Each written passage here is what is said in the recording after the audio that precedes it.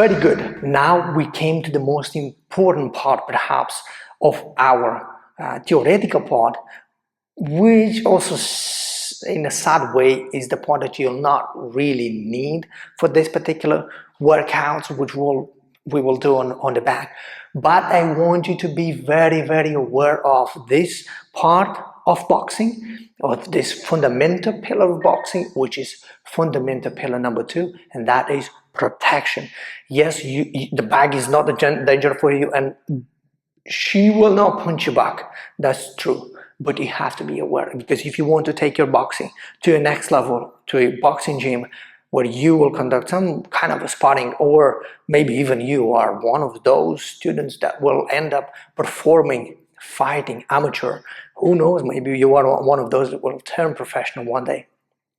You need to be aware of protection, and not only of the protection, but the variances that arise from protection. We have to talk about protection as a segmented element or part of our fundamental pillar, because protection is very complex, and because of the dynamic of the fight, the dynamic of the sparring, we will have different variances, and those variances are, I count them, 5 variances, and they are: first variance arriving from protection, when moving the engagement into a fight, into a sparring and boxing activity. The first variance is punch blocking, which is by far the most important to master, and is the very first one you will be introduced to.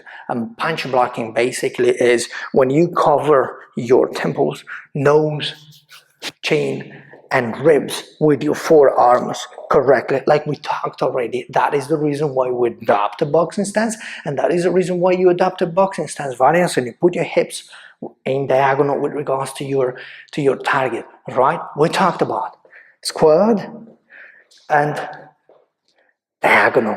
Now I'm better protected, and that is what I'm actually doing at all time, having my hands as close as possible to my head, to my chin, to my body, so when I need, I am ready to protect myself. Okay, so that's variance number 1. Variance number 2 is punch sliding. Basically, punch sliding is when my opponent is throwing punches and I slide them. Usually you use punch sliding for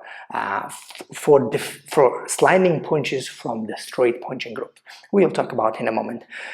The third variance is punch ducking. Usually we use it to get away from punches generated by the hook punching group, being that front or back hook, and that looks like this. So you're ducking the hooks.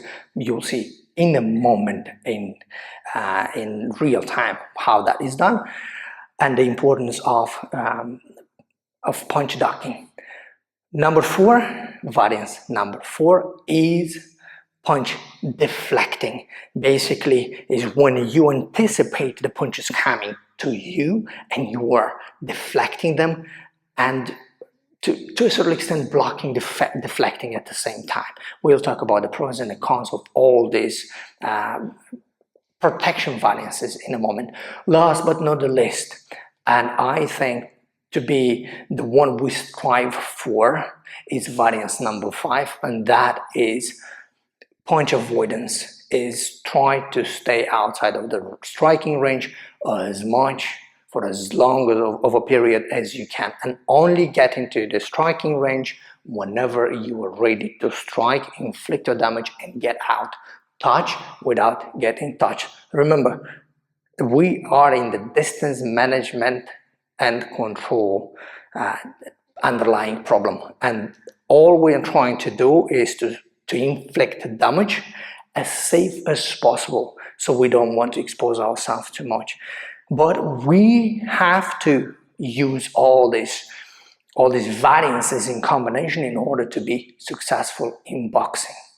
And of course, we will use that with movement. We will talk about later how we actually integrate protection with movement, and how movement helps protection and vice versa, but mainly how movement actually enhances protection.